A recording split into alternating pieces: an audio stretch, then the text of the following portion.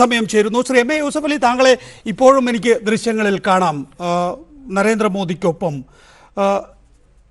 ആഹ്ലാദകരമായ അന്തരീക്ഷമാണോ താങ്കളും അതുപോലെ മലയാളികളായ ഇന്ത്യക്കാർക്കും ഒക്കെ നരേന്ദ്രമോദിയുടെ ഈ സന്ദർശനത്തിലുള്ളത്? നരേന്ദ്രമോദി ഇന്ത്യയുടെ പ്രധാനമന്ത്രിയാണ്. 130 കോടി ജനങ്ങളുടെ പ്രതിനിധിയാണ് അദ്ദേഹം.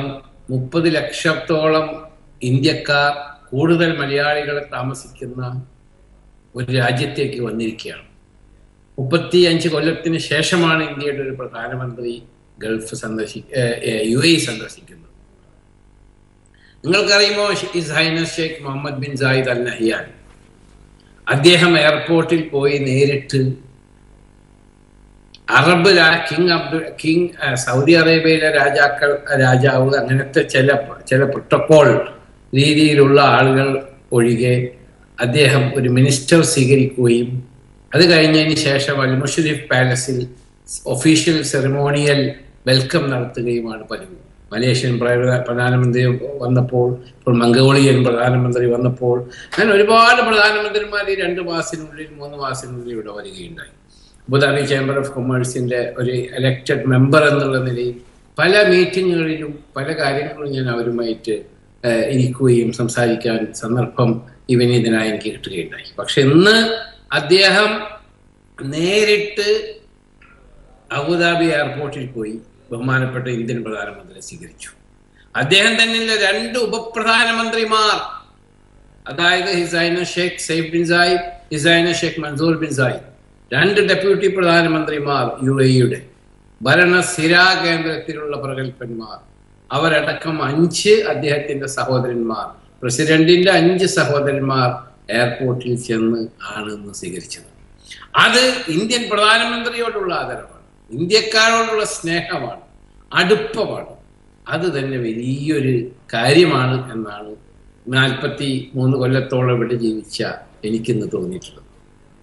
അതുകൂടാതെ അദ്ദേഹത്തിന്, ഞാൻ രാഷ്ട്രീയത്തിലേക്ക് കടന്നു, എനിക്ക് രാഷ്ട്രീയം അറിയില്ല, രാഷ്ട്രീയം എന്നോട് ചോദിക്കുകയും ചെയ്യരുത്, എനിക്ക് മറുപടി പറയാൻ സാധ്യത. നമ്മുടെ ആവശ്യം എന്താണ്? ഇന്ത്യ വികസിക്കണം. ഇന്ത്യയിലെ അടുത്ത തലമുറ, ഇപ്പോഴുള്ള അഭ്യസ്തവിദ്യരായ തലമുറയ്ക്ക് ജോലി കിട്ടണം. ആ ജോലി കിട്ടാൻ വേണ്ടി ഒരുപാട് ഇൻവെസ്റ്റ്മെന്റ് ആവശ്യമുണ്ട്. ഒരുപാട് ഇൻഡസ്ട്രികൾ നമ്മുടെ രാജ്യത്ത് വരണം. കേരളത്തിലും വരണം, ഇന്ത്യയുടെ പല ഭാഗങ്ങളിലും വരണം. കാരണം നമ്മളുടെ റിസോഴ്സസ്, ഹ്യൂമൻ റിസോഴ്സസ് വളരെ സ്ട്രോങ് ആണ്. അഭ്യസ്തവിദ്യരായ, അധ്വാനശീലരായ യുവതി യുവാക്കളുടെ രാജ്യമാണ് ഇന്ത്യ. വേൾഡ് എക്കണോമിക് ചൈനയെ കവിച്ചു വെക്കാൻ ഉള്ള അത്രയും റിസോഴ്സസ്, നാച്ചുറൽ റിസോഴ്സസ് ആയിരുന്നു ശരി. നിങ്ങൾക്കറിയുമോ, അരി എക്സ്പോർട്ട് ചെയ്യാണ് ഇന്ത്യ, ഗോതമ്പ് ഇന്ത്യ എക്സ്പോർട്ട് ചെയ്യാണ്, വെജിറ്റബിൾ എക്സ്പോർട്ട് ചെയ്യാണ്. ഇത് ഇന്ത്യയിലെ 130 കോടി ജനങ്ങൾക്ക് ഭക്ഷണം കഴിച്ചതിന് ശേഷമാണ് എക്സ്പോർട്ട് ചെയ്യുന്നത്. അപ്പൊ അങ്ങനത്തെ എക്കണോമിക് പവറായ ഇന്ത്യ സാമ്പത്തിക രാഷ്ട്രം ആയ UAE-യോട് ബന്ധപ്പെടുന്നതും സ്നേഹിക്കുന്നതും അടുപ്പം വെക്കുന്നതും ഇവിടെ നിന്നുള്ള ഇൻവെസ്റ്റ്മെന്റ് ഇന്ത്യയിലേക്ക് വരുന്നതും ഇന്ത്യയുടെ ഉയർച്ചയ്ക്ക് ആവശ്യമാണ് എന്നുള്ള കാഴ്ചപ്പാടിലാണ്. യൂസഫ് അലി, താങ്കൾ അബുദാബി ചേംബർ ഓഫ് കൊമേഴ്സിന്റെ ഡയറക്ടർ ബോർഡ് അംഗമാണ്. അവിടെ നമ്മൾ നോക്കേണ്ടത് അബുദാബി ഇൻവെസ്റ്റ്മെന്റ് അതോറിറ്റിക്ക് $800 ബില്യൺ ഉണ്ട് അടിസ്ഥാന സൗകര്യ മേഖലയിൽ. 50 ബില്യൺ ഡോളർ അത്രയും ഫണ്ട് നമുക്ക് ലഭ്യമാക്കുക, അല്ലെങ്കിൽ അതിലൊരു വലിയ പങ്ക് ഇന്ത്യക്ക് ലഭ്യമാക്കുന്നതിന് വേണ്ടിയുള്ള ശ്രമങ്ങളാണ് യഥാർത്ഥത്തിൽ നരേന്ദ്രമോദി നടത്തിക്കൊണ്ടിരിക്കുന്നത് എന്നാണ് അനുമാനം. അങ്ങനെ ഒരു പ്രതീക്ഷയ്ക്ക് നമുക്ക് വകയുണ്ടോ? അബുദാബി ഇൻവെസ്റ്റ്മെന്റ് അതോറിറ്റി 2017-15 ബില്യണുള്ള അബുദാബി ഇൻവെസ്റ്റ്മെന്റ് അതോറിറ്റിയുടെ ചെയർമാനും പ്രസിഡന്റിന്റെ സഹോദരനുമായ ഷെയ്ഖ് ഹമദ് ബിൻ സായിദ് ആണെന്ന് എയർപോർട്ടിൽ ഉണ്ടായിരുന്ന ഒരാൾ. നിങ്ങൾ അതിന്റെ ആ കൺസെപ്റ്റിൽ ചിന്തിച്ചു നോക്കണം. അദ്ദേഹം എയർപോർട്ടിൽ പോയി ക്രൗൺ പ്രിൻസിനോടൊപ്പം പ്രധാനമന്ത്രി സ്വീകരിക്കാൻ പോയി, അബുദാബി ഇൻവെസ്റ്റ്മെന്റ് അതോറിറ്റി ചെയർമാൻ. ഇതൊക്കെ 35 കൊല്ലത്തിന് ശേഷം പ്രധാനമന്ത്രി വരുമ്പോൾ ഇവിടുത്തെ ഭരണകർത്താക്കൾക്കുള്ള സ്നേഹവും വാത്സല്യവുമാണ് കാണിക്കുന്നത്. ഇന്ത്യയുടെ പ്രധാനമന്ത്രി എന്നുള്ള കാര്യമാണ്. രാഷ്ട്രീയം ഞാൻ ചർച്ച ചെയ്യയില്ല, എനിക്ക് രാഷ്ട്രീയം അറിയില്ല. അപ്പൊ ആയതുകൊണ്ട് എൻ്റെ ഇന്നത്തെയും നാളത്തെയും മീറ്റിങ്ങുകളൊക്കെ വളരെ കൺസ്ട്രക്റ്റീവാണ്. നല്ലൊരു ഇൻവെസ്റ്റ്മെന്റ് ഇവിടെ നിന്നുണ്ടാകും എന്നാണ് എൻ്റെ പ്രതീക്ഷ. യൂസഫ് അലി, എമിറേറ്റുകളെക്കാൾ മലയാളികളുള്ള ഒരു അറബ് രാഷ്ട്രം, അതേക്കുറിച്ചാണല്ലോ നമ്മൾ നേരത്തെ സംസാരിച്ചുകൊണ്ടിരുന്നത്. UAE-യിലേക്ക് പക്ഷേ 34 വർഷമായ ഒരു ഇന്ത്യൻ പ്രധാനമന്ത്രി ചെന്നിട്ടില്ല. അത് തന്നെയാണ് നേരത്തെ ശ്രീ ഭദ്രകുമാർ അദ്ദേഹം പറയുകയുണ്ടായി. ഈ 2 രാഷ്ട്രങ്ങൾ തമ്മിലുള്ള ബന്ധം ഊഷ്മളമാണ് എങ്കിൽ തന്നെയും നേതാക്കൾ തമ്മിൽ അത്ര കണ്ടൊരു നല്ല ബന്ധമില്ല എന്നുള്ളത് അത് ഈ ഗവൺമെന്റ് തിരിച്ചറിഞ്ഞു എന്നാണോ നമ്മൾ മനസ്സിലാക്കേണ്ടത്? അങ്ങനെയാണെങ്കിൽ ഇപ്പോ നമ്മൾ എന്ത് നേട്ടമാണ് ഉണ്ടാക്കാൻ പോകുന്നത്? എന്താണെന്ന് വെച്ചാൽ നമ്മൾക്ക് ആവശ്യം ഇൻട്രാക്ഷനാണ്. Interaction in high level. High ലെവലുള്ള ഇൻട്രാക്ഷനാണ് കോൺഫിഡൻസ്. ആ കോൺഫിഡൻസിന് ഇപ്പൊ ഞാൻ ബഹുമാനപ്പെട്ട സാമ്പത്തിക വിദ്യാർത്ഥിയോട് എനിക്ക് പറയാനുള്ളത്, നമ്മളവിടെ ജോലിയില്ലാണ്ട് ആകെ വിഷമിച്ച് കഷ്ടപ്പെട്ട് ജീവിക്കാൻ യാതൊരു വഴിയില്ലാതെ, സ്വന്തം മാതാവിന് മരുന്ന് മേടിക്കാൻ കാശില്ലാതെ, മക്കളെ പഠിപ്പിക്കാൻ പറ്റാതെ വിഷമിച്ച് നിൽക്കുമ്പോൾ ഇവിടെ വരികയും ഇവിടെ അതിന് വരാൻ അനുവാദം തരികയും ഇവിടെ കച്ചവടം ചെയ്യുവാനോ ജോലി ചെയ്യാനോ അനുവദിക്കുകയും അവിടെ നിന്ന് കിട്ടുന്ന കാശൊരു ബുദ്ധിമുട്ടും കൂടാതെ നമ്മുടെ രാജ്യത്തിലേക്ക് അയക്കാൻ അനുമതി തരികയും ചെയ്യുന്ന വിശാലഹൃദയായ ഭരണാധികാരികളാണ് ഈ അറബ് രാജ്യം ഭരിക്കുന്നത്. അത് അവരുടെ മഹത്വം തന്നെയാണ്. അല്ലാതെ മഹത്വം ഇല്ല ഈ രാജ്യത്ത് എന്ന് പറഞ്ഞാൽ ഞാൻ സമ്മതിക്കില്ല, പ്രവാസികൾ സമ്മതിക്കില്ല, മലയാളികൾ സമ്മതിക്കില്ല. പിന്നെ ഇവിടെ അറബിയുടെ പേരാണ് കച്ചവടം ചെയ്യണ്ട, നിങ്ങൾക്ക് വേറെ എവിടെയെങ്കിലും പോയി കച്ചവടം ചെയ്യൂ. ഇവിടുത്തെ ശ്രീമതി മേരി ജോർജ്, ഞാൻ ചോദിക്കുന്നത് അതാണ്. 1 ലക്ഷം കോടി രൂപയാണ് നേരായ മാർഗത്തിലൂടെ ഏറ്റവും കുറഞ്ഞത് കേരളത്തിലേക്ക് എത്തുന്നത് മലയാളികളുടേത് മാത്രമാണ്. ഇവിടുത്തെ നിയമങ്ങൾ അറിയാതെ വെറുതെ ഇരുന്നിട്ട് അതൊന്നും പറഞ്ഞിട്ട് എന്ത് കാര്യം? ഈ രാജ്യത്ത് 30 ലക്ഷം ജനങ്ങൾ ഇവിടെ വന്ന് എങ്ങനെ ജീവിക്കുന്നു? എന്തിന് ജീവിക്കുന്നു? നമ്മുടെ നാട്ടിൽ ജീവിക്കാൻ വഴിയില്ലാതെ അല്ലേ? ഇനി എന്തെങ്കിലും ഇവിടുന്ന് കഷ്ടപ്പെട്ട് അധ്വാനിച്ച് അങ്ങനെ നാട്ടിൽ ചെന്നിട്ട് എന്തെങ്കിലും തുടങ്ങാൻ ചെന്നാൽ അവരെല്ലാവരും തല്ലി ഓടിക്കുന്നത്. എന്നിട്ട് ഈ രാജ്യത്തിന് മഹത്വമില്ല എന്ന് പറഞ്ഞാൽ എനിക്ക് സമ്മതിക്കാൻ പറ്റില്ല. മഹത്വമില്ല എന്നാണോ ശ്രീമതി മേരി ജോർജ് താങ്കൾ പറഞ്ഞത്? എന്നെ തിരുത്തുകയായിരുന്നു എന്ന് തോന്നുന്നു മേരി ജോർജ്.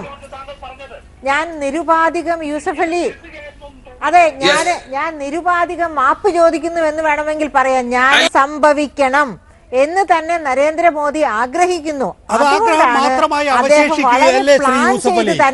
എന്തുകൊണ്ട് നമ്മുടെ നാട്ടിൽ വ്യവസായങ്ങൾ ഉണ്ടാകുന്നില്ല? അല്ലെങ്കിൽ ഒരാൾ വലിയ മോഹത്തോടുകൂടി ഒരു വ്യവസായം ആരംഭിക്കുമ്പോൾ മുളയിലെ നശിച്ചു പോകുന്നു.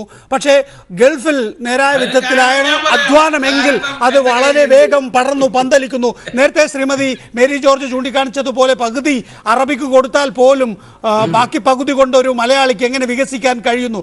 ആ നിലയിലുള്ള പഠനങ്ങൾ ഒരുപക്ഷെ മോദിയുടെ വിസിറ്റിൽ ഉണ്ടാവുമോ? അതിന് ഞാൻ തന്നെ അതിന് മറുപടി പറയാം. ഞാൻ തന്നെ അതിന് അനുഭവസ്ഥനാണ്.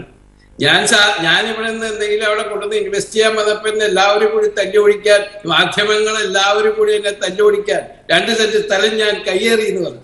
അത് കഴിഞ്ഞിട്ട് ബോൾ കാട്ടി തട്ടിച്ചെടുത്തെന്ന് പറഞ്ഞു, ഫ്ലാറ്റ് എടുക്കാന്ന് പറഞ്ഞു. ഈ എല്ലാ മാധ്യമങ്ങളും ഈ രാജ്യത്ത് ഇൻവെസ്റ്റ്മെന്റ് ഫ്രണ്ട്ലി ആയാൽ ഈ രാജ്യം നന്നാവും. ആദ്യം മാധ്യമങ്ങൾ ഇൻവെസ്റ്റ്മെന്റ് ഫ്രണ്ട്ലി ആവണം. ഭാവി തലമുറയോട് അവർക്ക് ബാധ്യത വേണം. അവർക്ക് ആ ദീർഘദൃഷ്ടിയുള്ള കാഴ്ചപ്പാട് വേണം. ആ കാഴ്ചപ്പാട് മാധ്യമ പ്രവർത്തകരും സുഹൃത്തുക്കളും ഒത്തൊരുമിച്ചാൽ ഇത് നമ്മുടെ രാജ്യം നന്നാവേണ്ട ഒരു കലക്റ്റീവ് എഫർട്ടാണ്. ബിസിനസ് ലാംഗ്വേജിൽ പറയും should be a collective effort. വ്യവസായികളും മാധ്യമ പ്രവർത്തകരും പരിതസ്ഥിതിവാദികളും രാഷ്ട്രീയ നേതാക്കളും ഭരണകർത്താക്കളും ബ്യൂറോക്രാറ്റ്സ്, അതായത് നമ്മുടെ എക്സിക്യൂട്ടീവ്സ്, അവരും ജുഡീഷ്യറിയും എല്ലാം കൂടി ഒത്തൊരുമിച്ചുകൊണ്ട് രാജ്യത്തിന്റെ പുരോഗതിയിൽ എല്ലാവരും ഭാഗവാക്കാവണം.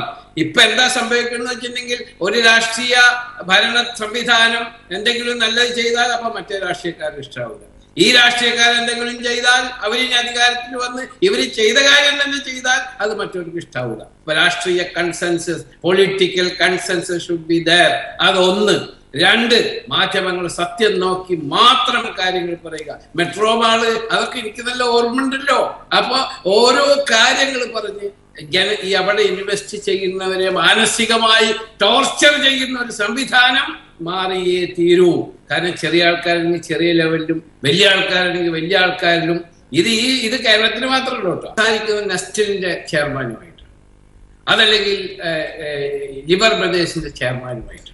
അപ്പൊ ഞങ്ങൾ തമ്മിലുള്ള ബന്ധം, ഞങ്ങളുടെ അടിയിലുള്ളവർ അത് വർക്ക് ചെയ്തോളൂ. ഞങ്ങളുടെ ടീം സ്പിരിറ്റോടുകൂടി ഞങ്ങൾ സംസാരിച്ചാൽ എന്റെ ഉള്ള സഹപ്രവർത്തകന്മാർ പിന്നെ അത് ഏറ്റെടുത്തോളൂ. അത് ഏറ്റെടുക്കാൻ അവർ ബാധ്യസ്ഥരാണ്. അതാണ് ഇപ്പൊ സംഭവിക്കാൻ പോകുന്നത്. ബഹുമാനപ്പെട്ട പ്രധാനമന്ത്രി വരുന്നു, ബഹുമാനപ്പെട്ട his highness Sheikh Mohammed bin Zayed നേരിട്ട് സ്വീകരിക്കുന്നു. അദ്ദേഹത്തിന് ഇന്ന് രാത്രി ഡിന്നറുണ്ട്, നാളെ ലഞ്ച് കൊടുക്കുന്നു. അതിനുശേഷം ദുബായിൽ പോയി പ്രധാനമന്ത്രിയെ, ദുബായ് ഭരണാധികാരിയെ കാണുന്നു. അങ്ങനെയൊക്കെയുള്ള ഇന്ററാക്ഷൻ, ഇതിന്റെ ഇടയിലുള്ള സൈഡിലുള്ള മീറ്റിങ്ങുകൾ വേറെ നടന്നുകൊണ്ടിരിക്കുന്നു. ഞാൻ ഫസ്റ്റ് ഇന്ന് ബഹുമാനപ്പെട്ട പ്രധാനമന്ത്രി വന്ന് എമിറേറ്റ് പാലസിൽ വെച്ച് ഞാനാണ് സ്വീകരിച്ചത്. ഞാൻ സ്വീകരിച്ച് എയർപോർട്ടിൽ നിന്ന് വന്നതിന് ശേഷം ഞങ്ങൾ ഏതാണ്ട് 25 മിനിറ്റോളം ഒറ്റയ്ക്ക് ഞാനും ബഹുമാനപ്പെട്ട പ്രധാനമന്ത്രിയും ഒറ്റയ്ക്കിരുന്നു. എൻ്റെ സന്നിനിലോ മകൻ ഡോക്ടർ ഷംഷീറും കൂടി ഉണ്ടായി. ഞങ്ങൾ ഒരുപാട് കാര്യം ചർച്ച ചെയ്ത് അതൊക്കെ ഒരു ബ്രീഫിംഗ് ആണ്. ഇവിടുത്തെ കാര്യങ്ങളെ പറ്റിയും ഇവിടുത്തെ അദ്ദേഹം നല്ല നോളജോട് കൂടിയാണ് ഞങ്ങളോട് നിങ്ങൾ സംസാരിച്ചത്. ആയതുകൊണ്ട് ബഹുമാനപ്പെട്ട പ്രധാനമന്ത്രി ഇപ്പോ ഈ സന്ദർശനം ഇന്ത്യക്ക് ഉപകാരപ്പെടുമെന്ന് തന്നെയാണ് എൻ്റെ അഭിപ്രായം. പിന്നെ ഒരു കാര്യം കൂടി പറയണം, ഇവിടത്തെ ഭരണകർത്താക്കൾ ക്ഷണിച്ചിട്ടാണ് അദ്ദേഹം വരുന്നത്. അതും കൂടി നിങ്ങൾ മനസ്സിലാക്കി.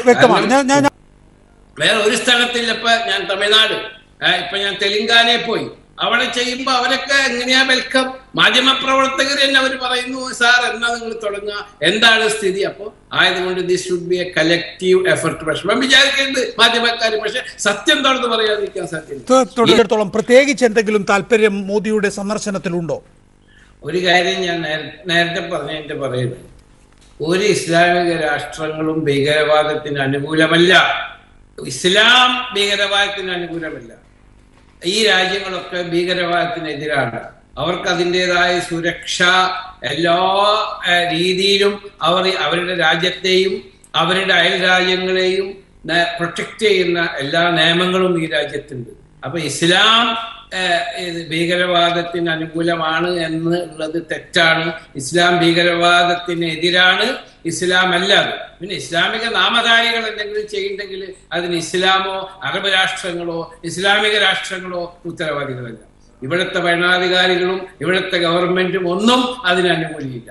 ഈ രാജ്യത്തൊരു ക്രിമിനൽ ഉണ്ടെങ്കിൽ അത് ഏത് രാജ്യം ആവശ്യപ്പെട്ടാലും അപ്പൊ തന്നെ അവർ മടക്കി കൊടുക്കും. അങ്ങനെ ഒരുപാട് ക്രിമിനലുകളെ ഇവിടെ നിന്ന് അയച്ച ചരിത്രങ്ങളുണ്ടല്ലോ.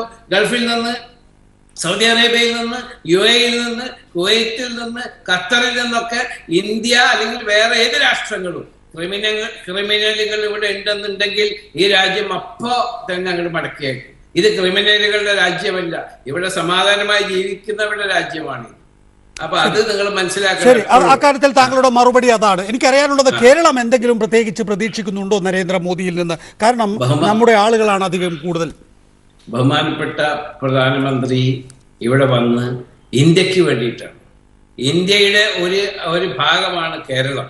അപ്പൊ ഇന്ത്യക്ക് എന്ത് ബെനിഫിറ്റ് കിട്ടുന്നുവോ അതിൽ കേരളവും ബെനിഫിഷ്യറിയാണ്. ആയതുകൊണ്ട് ഗുണം കിട്ടുമെന്ന് തന്നെയാണ് എൻ്റെ അഭിപ്രായം.